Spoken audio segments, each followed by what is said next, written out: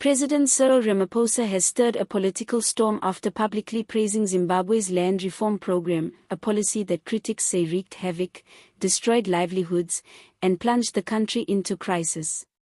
The praise came during his speech at the Zimbabwe Agricultural Show in Harare, where he called the early 2000s land seizures essential and ambitious for correcting colonial land ownership imbalances. On paper, his comments focused on redress, food security, and opening up agriculture to black Zimbabweans, things many in South Africa resonate with, especially given its own deep scars from apartheid. But the backlash was almost instantaneous.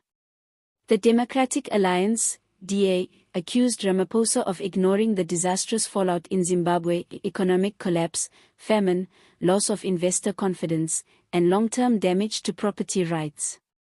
The F.W. de Klerk Foundation was even sharper. It said that Ramaphosa's praise was deeply troubling, a sign that solidarity is being placed above lessons of history. The foundation warned that unrestrained expropriation without compensation, like what occurred in Zimbabwe, threatens constitutional integrity and the rule of law. Critics also argued the timing couldn't be worse. South Africa has recently passed the Expropriation Act of 2025, which allows land seizures in some situations, including possibly no compensation under narrow conditions. Many saw Ramaphosa's remarks as a dog whistle, a signal that South Africa might be sliding toward Zimbabwe-style policies. Investors, too, are uneasy.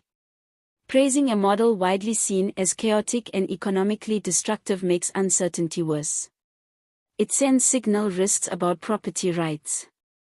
Ramaphosa's defenders say he was speaking in a diplomatic context, pointing out that redress for colonial injustices is real and necessary.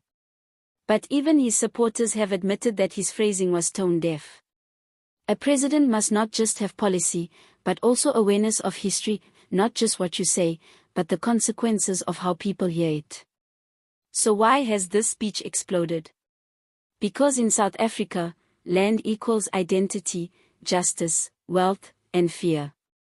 When your leader praises a past many view as traumatic and destructive, you don't just get criticism, you get a national reckoning. Let me know, was Ramaphosa speaking truth, or walking dangerous ground? Comment below, and if you want bold, no-holds-barred breakdowns like this, subscribe to Truth Untold.